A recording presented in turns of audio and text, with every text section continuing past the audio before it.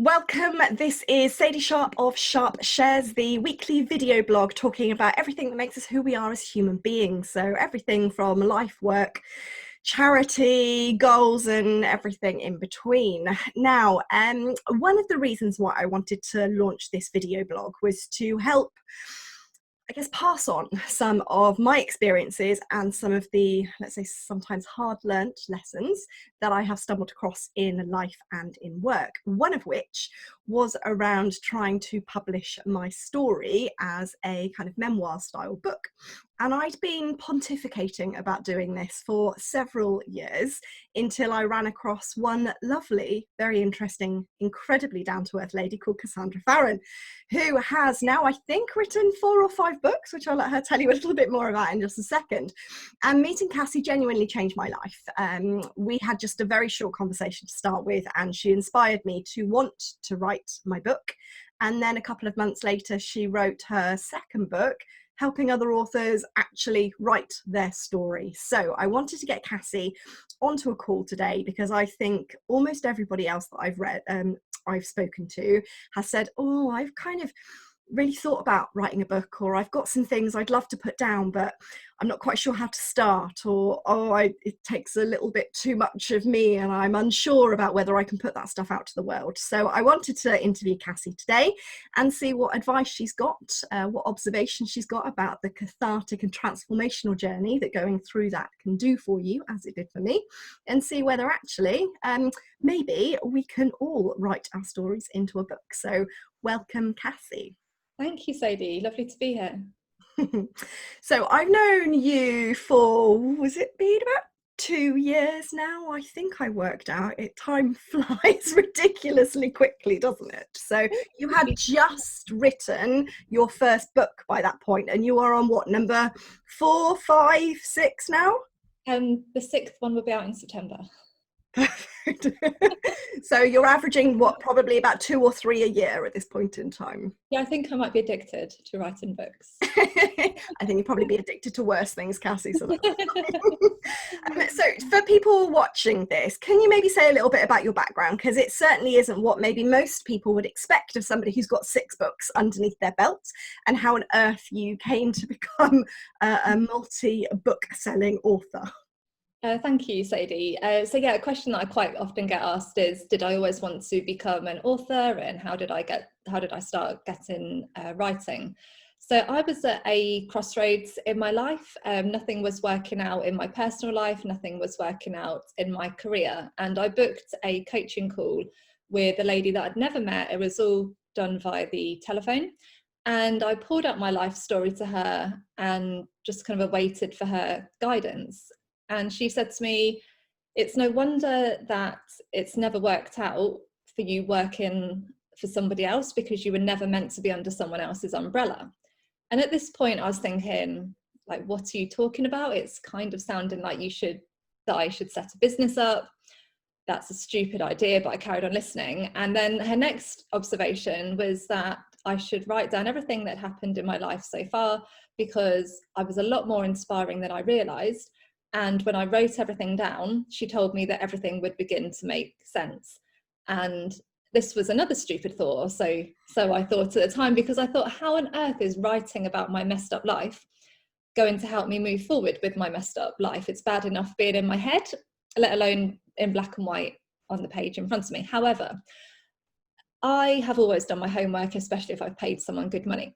Mm-hmm. So this is what I did. But to give a little bit of context to this, the reason I thought it was quite a stupid idea at the time was because my last full-time job was as a mortgage advisor. I'm a qualified mortgage advisor. I'd worked really hard to progress in my career.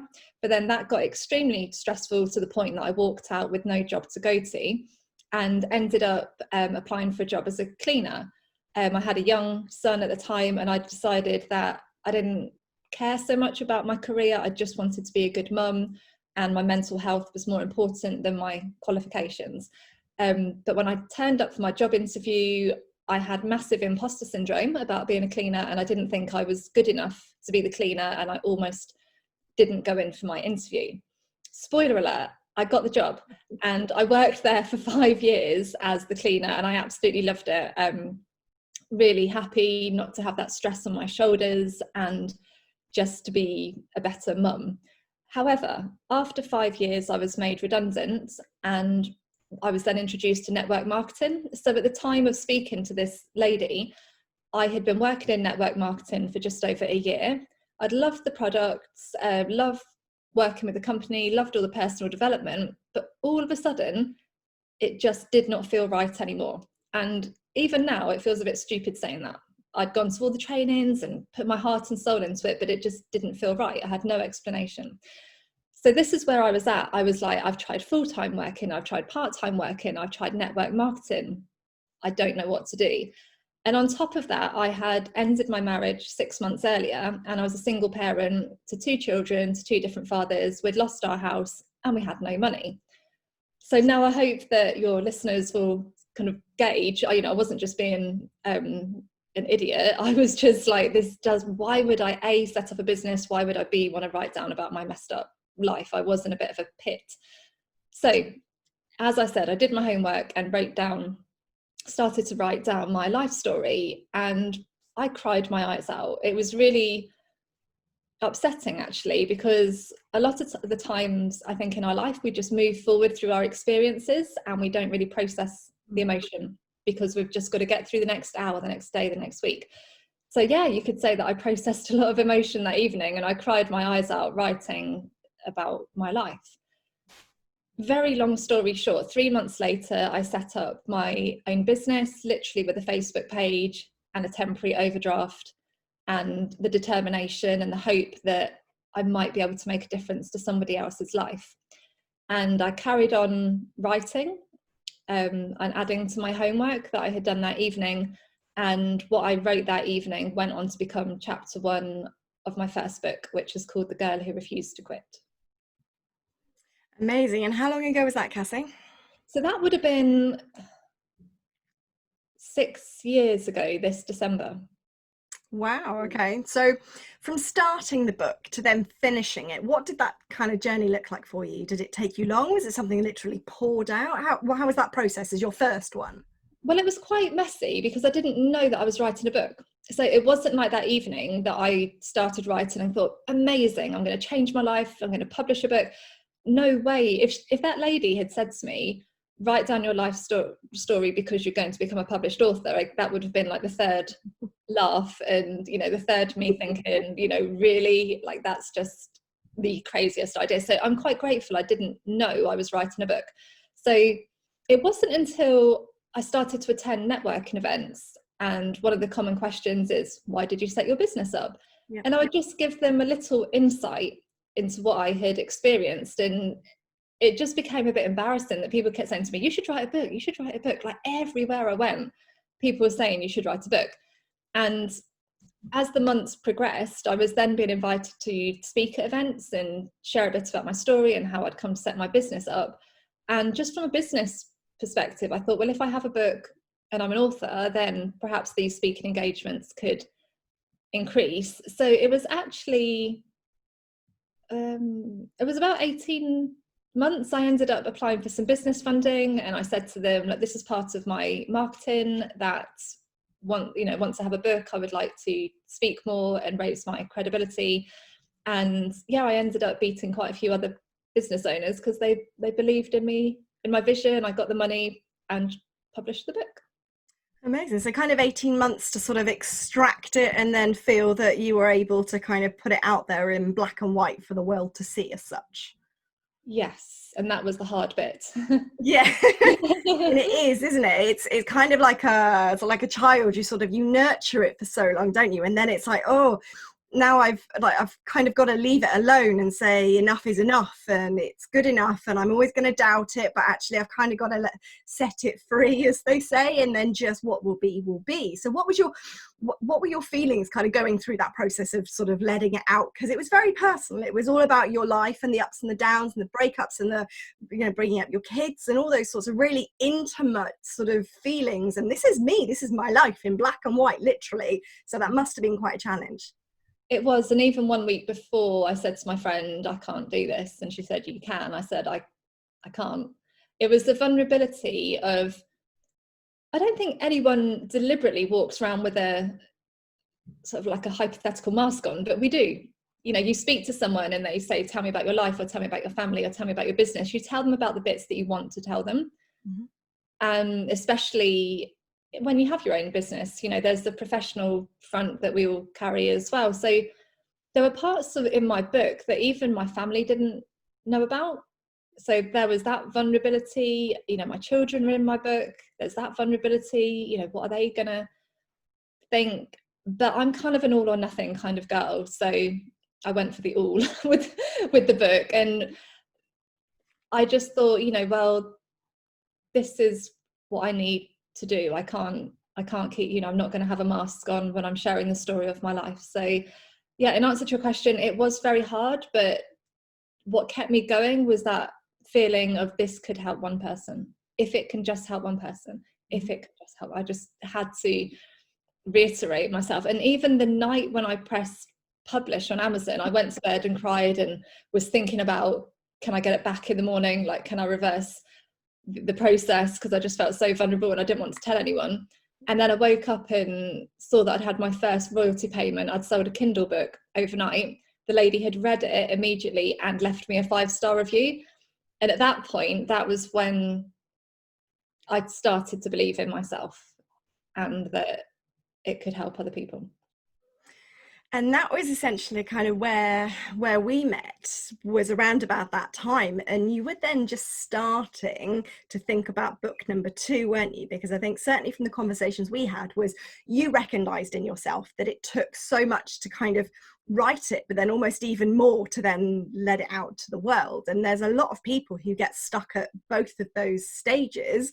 But as you recognize in yourself, and certainly I can see with my book and some of the feedback that I've had, is even if you only get a handful of people reading it, it helps people. It helps them see it's not just me. It's like, oh my God, I can't believe, like, we've got exactly parallel experiences, but we were at completely different age ranges, different vocations and roles and all those sorts of things. And it's just amazing what I think when you take the courage to share your story, it's almost like it gives other people permission to share theirs, right? So what maybe, certainly you now coach people around how to write their book, and you do ghost writing and all sorts of things, don't you? What are some of the other challenges that you've seen your other writers that you've been coaching or helping and publishing now as well? You have your own publishing company now. So congratulations on that one.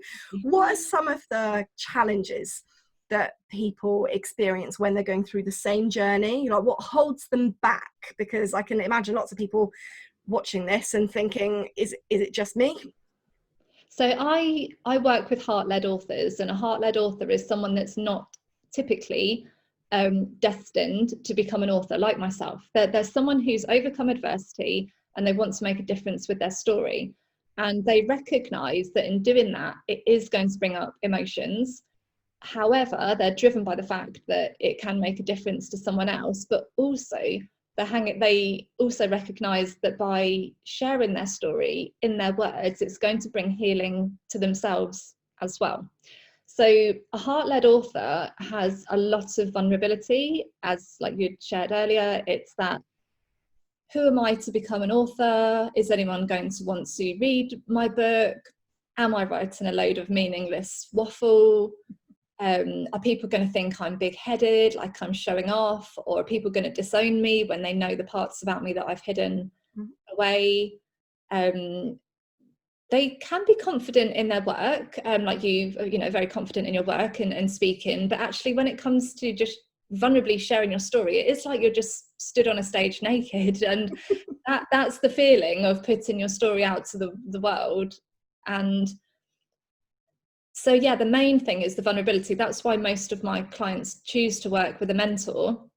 They're all capable of writing their story, but it's having somebody there to support you that has been through the motions. Like, I'm not sure how a book mentor or coach could work with someone if they haven't been through the experience, because for me, I have to understand the feelings that they're going through to be able to cope, like to support them through that journey, to say, I understand, it's going to be okay, like borrow my belief, and it's all good. Like, I have to speak with complete conviction. So yeah, I think the biggest the biggest factor is the vulnerability.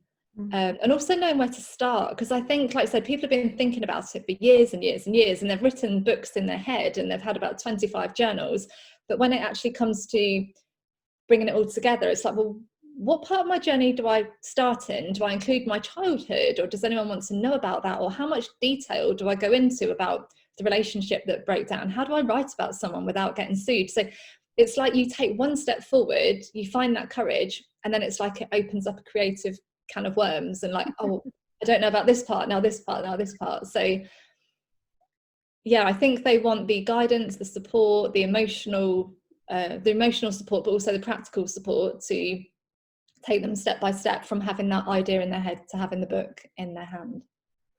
Yeah, and I think certainly, as you say, it's for me, one of the great things about your second book with Share Your World was it almost kind of it deconstructs the process, but from an emotive perspective. It's not, this is how you like frame a voice and all those sorts of things. It's more about how do you get over yourself and find your own voice and be confident this is your book, so you write it however you want to write it, and you can leave out bits you don't want to put in.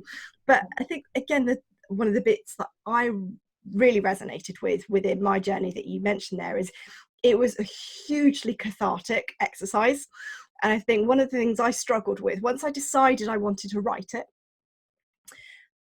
I mapped out like the ups and the downs and the journey and things, and then I started writing each of the chapters with each of the events. And then, like you say, you get, oh, can I put that in, or am I going to get sued, or like my family don't even know this happened and I'm now putting it on paper. And you start to self-edit.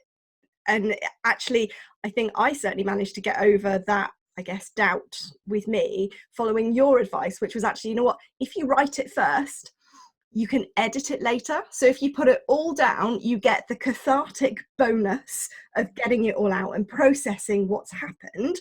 And then if you decide to redact it later and take it out or reframe it or change circumstances and things, then that's absolutely fine. But you can do that. You're just putting it on paper.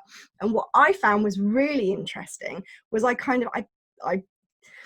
regurgitated everything in about, I started it a little bit before, but I did probably 90% of it in 5 days when I hid myself away in Bali, and it just all fell out.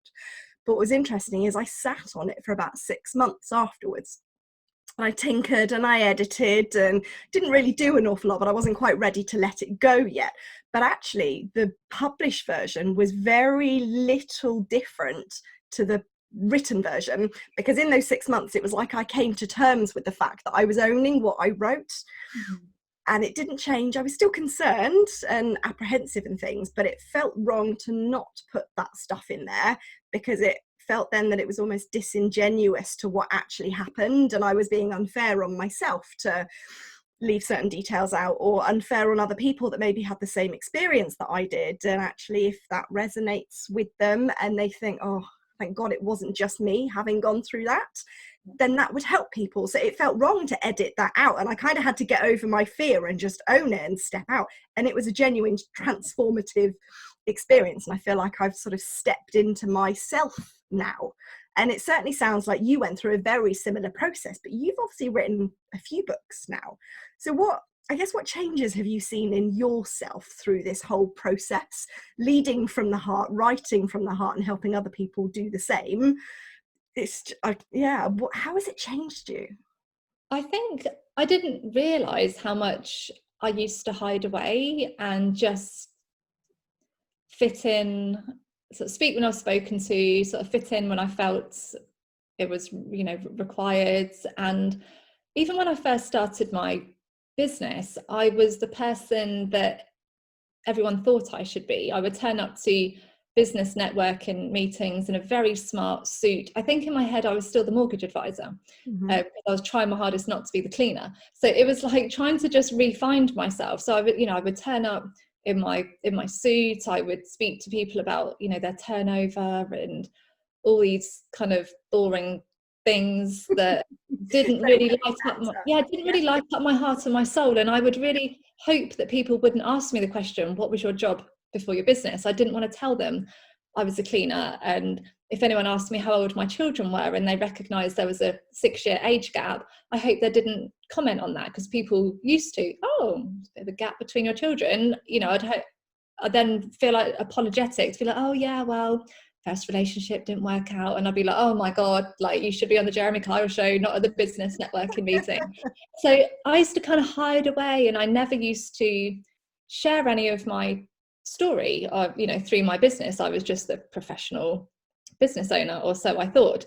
But when I wrote my book, it was like a barrier just came down, and it just went, sod it, this is me, this is my story. And it was really interesting, because all of a sudden people were more attracted to work with me, because they would say, oh my god, I love that you're a single mum, oh my god, I love that you used to be a cleaner, I love that you don't have any degrees, I love that you set your business up with a Facebook page and a temporary overdraft. That's what they liked about me. So it gave me the courage just to be me.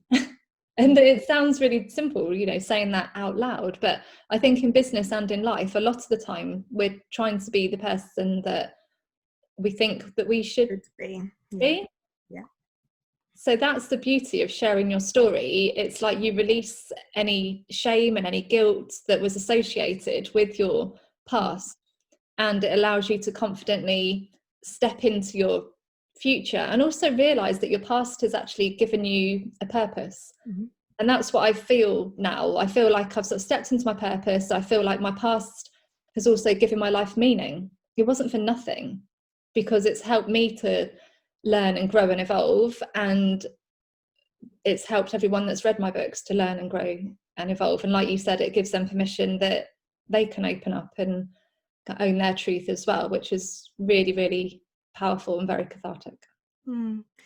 I think certainly as well, certainly for me, with some of the kind of the life events and things that happened that were completely unrelated to work, but I didn't deal with them at the time. And my coping mechanism was to overinvest in work, and ended up with a breakdown and all sorts of things like that. And I think it's only when, as you mentioned earlier, when you sit down and you invest in the reflective space to be able to tie those things together and look at, well, when this happened, what did I learn from it? Or actually, how did it contribute to who I am today? So as much as I wouldn't necessarily recommend that experience, it's certainly a big part of why I was then able to go on and maintain kind of this, or go ahead and do this, or it built up the courage and the bravery that I now realized, if I could survive that, then actually this is child's play. So I think giving yourself that reflective space is something that we almost feel like we don't have the time to do. I mean, certainly I know it was an issue for me around finding the time to do this. This is why I had to leave the country to go and give myself the time to do that. But I know that finding the time to write is also a massive challenge for a lot of authors, right? But having given myself that time, I feel like it was almost like I reinvested in my emotional strength. I can't even describe it particularly well, but I, like you, definitely feel like I've all of a sudden stepped into my full self, rather than thinking this is me and this is work. And it's actually, I do both better when they're together. Absolutely. I think a lot of writers suffer from writer's guilt, because it's delayed gratification. You're writing today and you're going to get nothing back from that for at least 6 months, maybe 12 months. Nobody cares that you're doing it. Nobody's going to give you any thanks for doing it. No one's going to give you any praise to do it. And whilst you're doing it, you're probably crying your eyes out thinking, why the hell am I doing this? So that's why it's so hard for lots of people, because we're used to instant gratification. You write a Facebook post now, you get feedback in 5 minutes. You write a blog, you get feedback over the next 5 days. Whereas, like, say, investing that time into writing a book, it can almost feel like empty space, because you're just doing it and not seeing the results immediately. But like you said, the people that do find the time, or make the time, you never just find the time, it is making the time. The people that make the time and make it a priority absolutely see the rewards and the benefits 10 times, 20 times, 50 times over when that book is published, and you heal and release, and other people are healing as well. There is no better feeling, I don't think, than getting that all come back. I guess the other thing as well, obviously you've, two of your most recent books, the one that's about to come out and the one before that, is obviously trying to bring together other people with their stories, and kind of it's a collaboration, isn't it, which we can talk about in a minute, with other people with their chapters each and such. But the one before that, I know, was particularly personal for you, wasn't it? So the one where you were talking about your mum and her Alzheimer's, and I know that we've had several conversations around it's been a very long journey for you with that? And that must have, from having obviously read it, must have been incredibly sort of heart-wrenching for you to be able to get that out. Yeah, so my mum was diagnosed with Alzheimer's 5 years ago, and we didn't have any support as a family. And when we were first going through the chaos, it's still hard to find the words, even though apparently I'm quite good with words, still quite hard to find the words. When we were in the absolute throes of our lives being turned upside down, there was no way that I could have written at that point, because my priority was looking after my parents and my children and my business, and trying to keep my own mental health in a position. But all along, whilst I was going through it, I just knew that I needed to write about it to help other people, to share my experience. And it was incredibly difficult. And on the first day, I wrote 237 words and then stopped, because I could not see the words or the screen, because the tears were just pouring out of me. And even though that was my fourth book, I knew how to write books. I'd done it all before.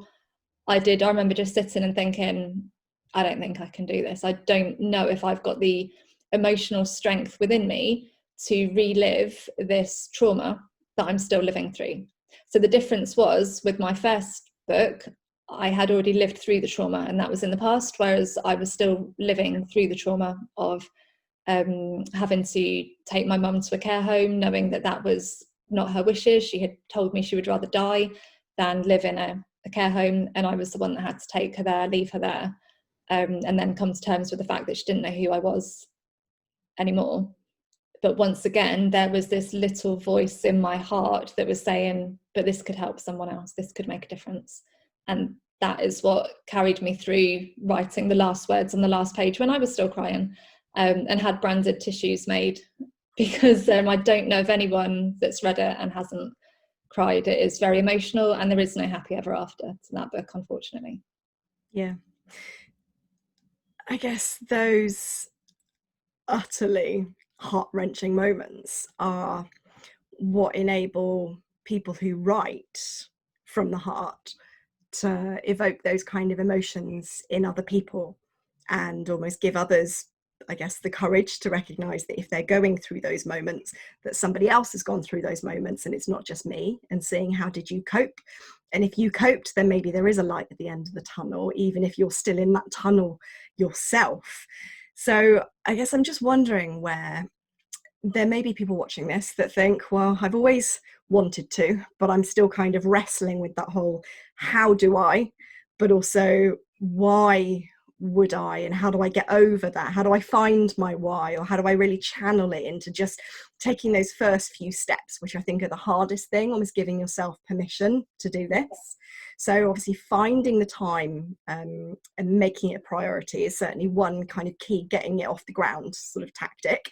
But there's a couple of other things that you say very practically help you step into that heart-led author space, right? So what kind of practical things can people do that might help them get some momentum up? So the very first thing is make that decision. Like, if it's a bit like giving up drinking or smoking or starting the gym, like if you don't want to do it, then it's not going to happen. So if you kind of maybe one day possibly may want to write a book, that's not good enough. Like, just close the journal and come back to it when you're ready. Like, so you have to want to do it, you have to be passionate about it, and you have to have that fire in your belly that you want to make a difference to someone else. You don't have to have all the answers, but if you haven't made that firm decision, then don't bother, because it's hard. So that's the first thing, you need to decide. And then the second thing is you need to be prepared to make some sacrifices, because no one's going to bring that 25th hour magically to your doorstep. So you are going to have a good honest look at your life and find 30 minutes per day to write. You know, if you're serious about this, or it could be 1 hour every other day. But you need to be consistent with your writing. Like, once every month, again, it's not gonna happen. So it might be that you stop watching Netflix for 2 hours in the evening. It might be that you stop scrolling through your social media feeds. It might be that you start getting up earlier. With I've lost my mum, I got up an hour earlier and I wrote every day before I'd even checked email, checked social media, like nothing else. The only thing that I'd open was the Word document, excuse me, to write on. So when people say to me, oh my goodness, like how did you write your first draft in less than 30 days? I got up an hour earlier and I wrote for up to 1 hour before I checked any social media. So they're the first two things: make the decision and then make the time. And then the third thing is to connect on a deep emotional level. So when you're a heart-led author, you are writing the book. You're writing the book that you wished you had read. So when people absorb that information, they kind of go, oh, okay, that makes it a bit clearer now. So then you need to put yourself in the shoes of your younger self and go back to how she was feeling. What emotions was she going through? What did she want in her life? How did she want to feel? And that's when the creativity starts to open and you relax a little bit, because you think, okay, well, I know this. I don't need to go and research for hours and hours in, you know, libraries and encyclopedias. I know it because it was me. So you're writing to her, and you don't need to put on an author's voice. You don't need 25 degrees. You just need to write to her as if you're having a loving conversation over a nice glass of wine or hot chocolate. Yeah. And just always remember that you're writing the book that you wished you had read. You're not writing an autobiography, so it doesn't need to start on the first day of school and end up where you are now. You're just writing about that time in your life that was a transformational period. And I think that advice worked on a number of different levels without necessarily seeing it at the time. So of course it's one of those things, as you say, that you're writing it for yourself, so you only need to be worrying about yourself and pleasing yourself without having to think, oh, but what about this person and this person and this person? So you're making it small enough to be digestible. But the other thing was really useful for me in hindsight was after I let my book out for early like pre-release feedback. And it was interesting putting sort of snippets out and things on social media and the occasional kind of chapter here, there and the other and such. And you obviously start getting feedback in, and like 98% of it was, oh, wow, what's next? And, you know, all those sorts of really lovely things from friends, but also people who I'd never met before. So you do get that balance run, or they're just friends and family. They're just being nice. They have to say that kind of thing. But then you do occasionally get a voice from somebody who's like, oh, well, this feels like a bit of an emotionally overcharged overshare and such, and it's easy, certainly as a new author or a pre-author at that point, to take that to heart and think, oh, okay, maybe I should get back in my box. And it literally only took that one comment for me to almost literally get back in that box. But then you come back to those words and you say, actually, are you my target reader? Are you somebody who would have picked this up anyway? Would my lessons and the things that I went through have even vaguely resonated with you and your life experiences, let alone be useful for you? And it couldn't have been much more polar opposite from the person that I was actually trying to target as a reader. So actually, I managed to stick that in a box and shove it in the rubbish basket, basically, because actually they were not the target reader. And I think it's so easy when you're talking about yourself. It's hard enough when it's an objective piece of work and you get that kind of critical feedback, but when it's you, it's even harder. So you have to be really, really clear about who are you writing it for and what benefit do you want them to get, because everybody's a critic, and you know, you just got to say, actually, I'm not looking to help those critics ultimately. Absolutely. And I'd also ask, you know, could I have a look at your book?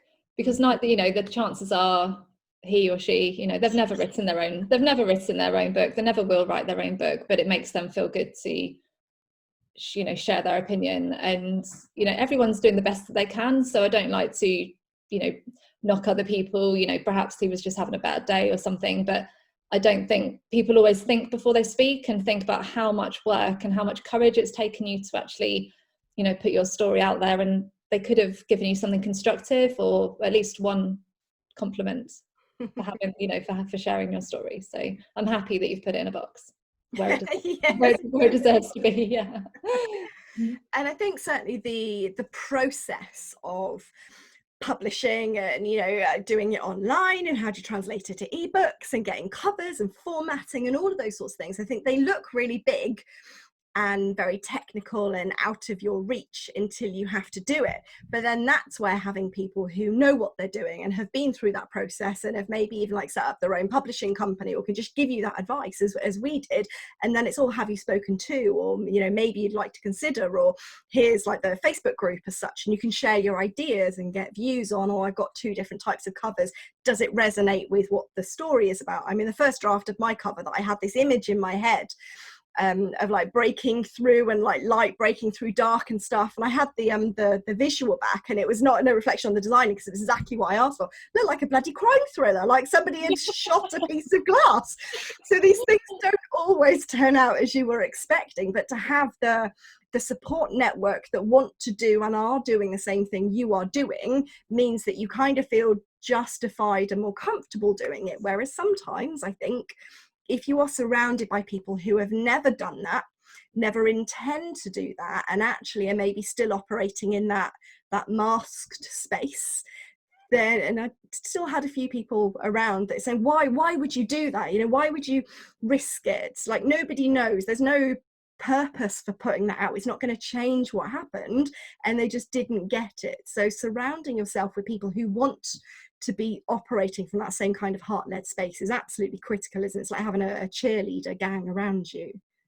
Absolutely. And 6 years ago, like it's quite common now to write books. Like, not everyone does, but there's always someone popping up on Facebook, isn't there, that's just published a book. Whereas when I did it 6 years ago, there was nobody. I didn't know anyone else that had written a memoir. In fact, I didn't actually know what a memoir was. Someone told me I was writing a memoir and I had to Google it.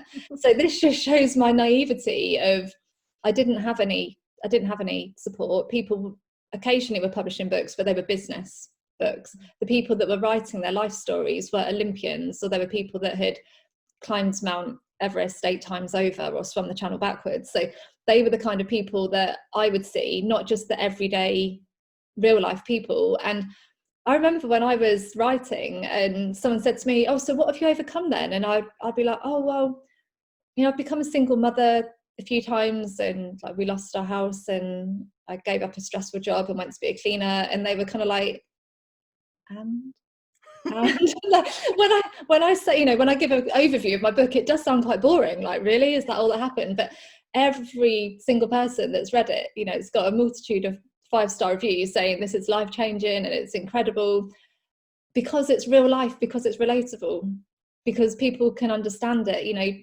Climbing Mount Everest backwards is awesome, but let's be honest, who's going to do that? Not that many people can relate to those kind of emotions. And that is why I love working with heart-led authors, because they're real life people that are sharing real life stories. And I completely agree about surrounding yourself with positive people that are encouraging you, your cheerleaders, because every single step of this journey brings up different challenges, especially at the end when you're ready to release it out into the world. It can be scary. Yeah. But exhilarating as well. Yeah, and I think even now, like that sort of the fear and the apprehension doesn't always go away, does it? I mean, I don't know about you, but when I meet people and then someone says, oh yeah, no, Sadie wrote a book, and you're like, oh God, now we're going to talk about it. Or if somebody says to me, oh, I read your book, before they come into a meeting, I'm like, oh, I can't look you in the eye now. I just can't do it. I can't do it.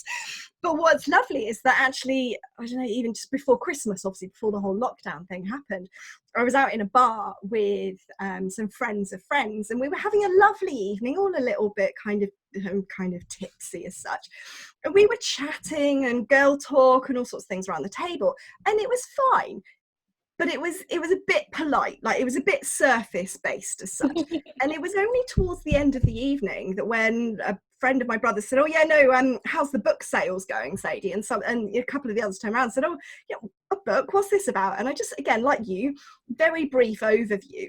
And I swear to God, within about 5 seconds of them hearing some of the stuff that I said I put down on black and white in a book, the substance of the conversation just shot straight through the roof. It was like, I don't even know that it necessarily had to be in a book as such, but somebody opening up that trail of conversation from an authentic, vulnerable and courageous place kind of gave them permission to say, oh, I've been struggling with that, or I did this, or this happened, but actually I didn't really know how to process it, because I don't share those things because I don't want to make other people feel like awkward, but actually other people want you to share it because then they feel they can share their stuff. And I think it was just a really big realization moment for me that even though that kind of the courage stuff and the fear stuff is still there, every conversation I'm having and every review you get is that delayed gratification from the fact that actually, you know what, each time you open up that conversation,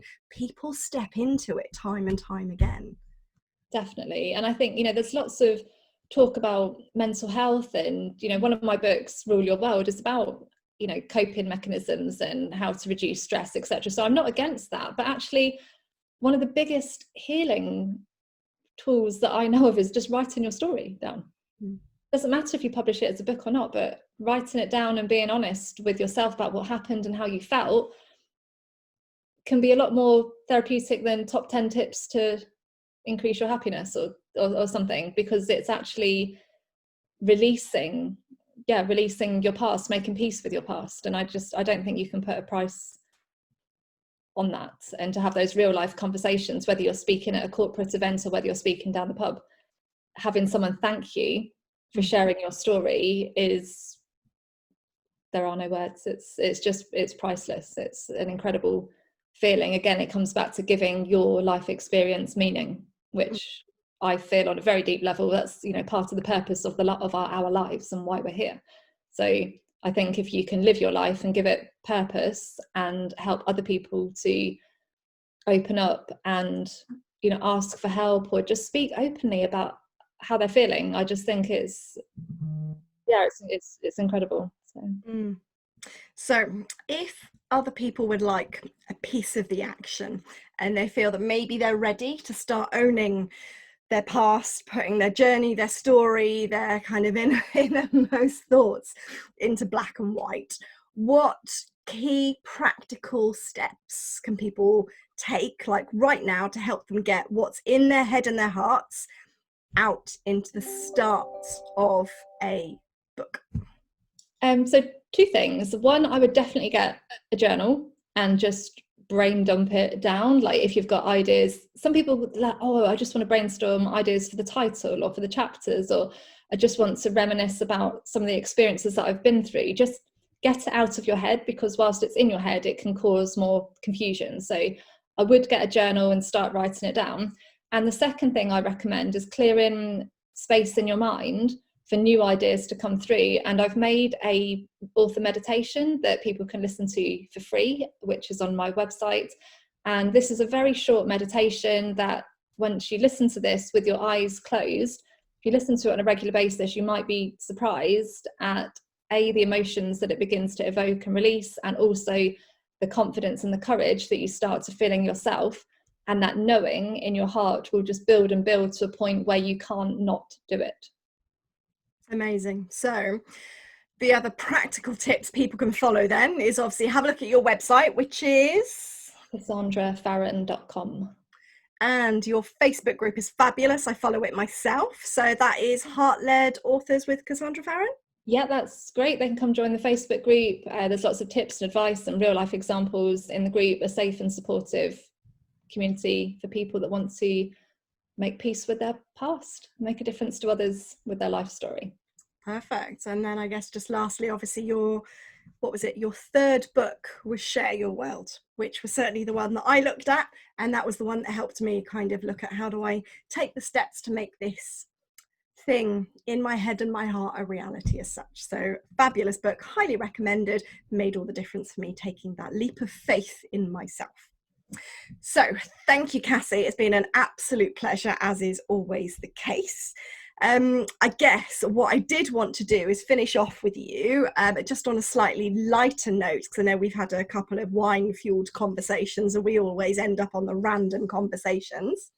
So, as you know, where we have shared various stories about dating and dating disasters, one of my most disastrous questions I was ever asked at a speed dating event was, if I was a cake or a biscuit, what would I be and why? And before you ask, no, I did not tick his box. I did love and hate the question at the same time. So what cake or biscuit would you be and why, Cassie? I think I would be a carrot cake. Okay. because it's not always what you're expecting, but it's uniquely different, I think. Yeah. Okay. It's unique in its own way, but you always want more of that. Always different and wanting more. Perfect. Yeah. Okay, that'll do. We'll take that. Submission for blind date. Thank you, Cassandra.